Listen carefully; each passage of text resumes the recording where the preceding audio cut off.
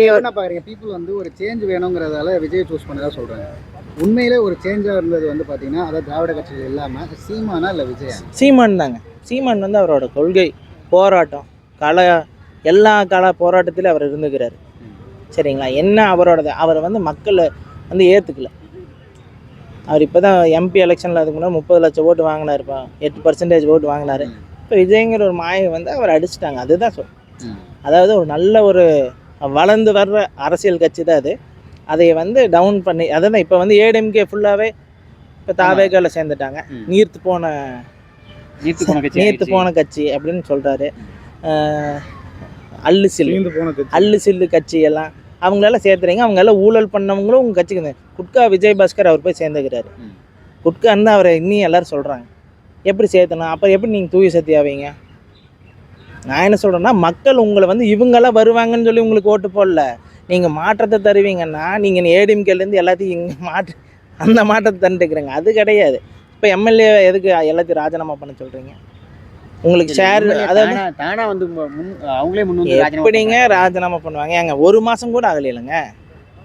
ஒரு மாதத்தில் ராஜினாமா பண்ணி இது மக்களை ஏமாற்றுற வேலை தானே. நீங்கள் ஏடிஎம்கே நம்பி தான் இப்போ அங்கே ஓட்டு போட்டவன் ஏடிஎம்கேக்கு தானே போட்டுக்கிறான். ஆமாம். அப்புறம் எதுக்கு ராஜினாமா பண்ணுறீங்க? நீங்கள் முதல்லையே வேறு கட்சிக்கு போயிருக்கலாமே. விஜய் கூட சேர்ந்து நின்று பண்ணியிருக்கலாமே. இது வந்து மக்களை வந்து முட்டாளாக்குற இதுதான். அப்போ அந்த எம்எல்ஏ வந்து ஒரு எம்எல்ஏ குறிப்பிட்டு என்ன சொல்கிறாருன்னா, எந்த கட்சி வந்து ஆளுங்கட்சியாக இருக்கோ அவங்களால தான் தொகுதிக்கு நலத்திட்டங்களை ரொம்ப இலகுவாக பண்ண முடியும். அதனால் நான் தாவேக்கால இணைஞ்சு நான் மக்களுக்கு நல்லது செய்யணும்னு நினைக்கிறேன் அப்படின்னு ஒரு எம்எல்ஏ சொல்கிறாரு. சரி, அதே மாதிரி எதிர்கட்சி ஏடிஎம்கே போன தடவை இருந்தப்போ அவங்க தொகுதியில் எதுவுமே நல்லது செய்யலையா?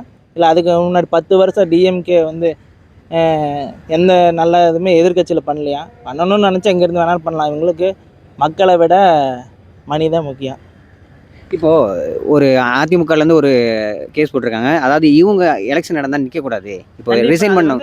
கண்டிப்பாக வந்து நாங்களே கேஸ் போடணும்னு தான் இருக்கிறோம்.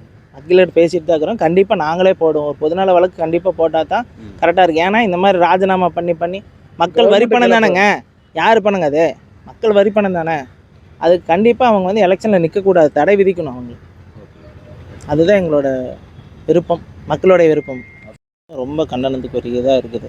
அதாவது வந்து விவசாயத்தை விட ஸ்போர்ட்ஸ் ரொம்ப கஷ்டம் அப்படின்னு சொல்கிறது மிகப்பெரிய தவறு. அவங்க வந்து சேத்துல கால் வைக்கலாம், நம்ம சோத்தில் கை வைக்க முடியாது. அந்த மாதிரி ஒரு நிலைமையில அதே மாதிரி இப்போ அப்படி படிப்பை விட உங்களுக்கு ஸ்போர்ட்ஸ் தான் முக்கியம், நீங்கள் ஸ்போர்ட்ஸ் ஆனால் பெரிய ஆளாகலாம், அந்த மாதிரி இளைஞர்களை திசை திருப்புறாங்க.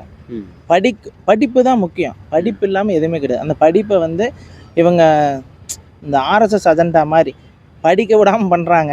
இன்னொன்று பாட்டிலுக்கு 10 ரூபான்னு சொல்லி சொன்னாங்க. இப்போ மறுபடியும் அதை 20 ரூபாயாக வாங்குறாங்க. கண்டிப்பாக வாங்குறாங்க. அவங்க போராட்டம் பண்ணுறாங்க.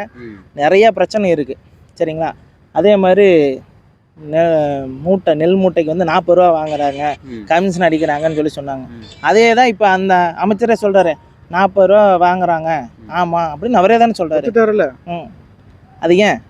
அப்போ வந்து நீங்கள் வந்து மக்கள் முன்னாடி தேர்தலுக்கு முன்னாடி ஒரு நாடகம், தேர்தலுக்கு அப்புறம் ஒரு நாடகம் போடுறாங்க. மக்களை ஏமாத்துறாங்க, நல்ல மக்களை ஏமாத்துறாங்க. மக்களும் அந்த சினிமா மோகத்தில், அவர் கவர்ச்சின்னு சொன்னால் அவருக்கு பிடிக்காது பாவம். அதனால் வந்து சினிமா மோகத்தில் இப்போ விஜய் வந்து ஒரு நல்ல நடிகர், நல்லா டான்ஸ் ஆடுவார். அவர் இப்போ லேடிஸ் ஃபேன்ஸ் வந்து நிறையா பேர் இருக்கிறாங்க. அவங்க எல்லாருமே சரி அவருக்கு ஒரு வாய்ப்பு கொடுப்போன்னு தான் கொடுத்துக்கிறாங்க. இது வந்து இவர் போராட்டம் பண்ணியும் இப்போ என்ன சமூக போராட்டங்கள்லாம் அவங்க பண்ணிக்கிறாங்க 2 வருஷத்தில் எதுவுமே பண்ணல. மக்கள் வந்து அவன் விஜய ஒரு மாயை. நிறையா பேர் பையன் சொன்னால் பேரன் சொன்னால் அப்படின்னு சொல்லி நிறைய பேர் போட்டாங்க, அப்படி வந்துட்டாங்க. ஆனால் இப்போ சென்னையெல்லாம் கஷ்டப்பட்டு தான் இருக்கிறாங்க.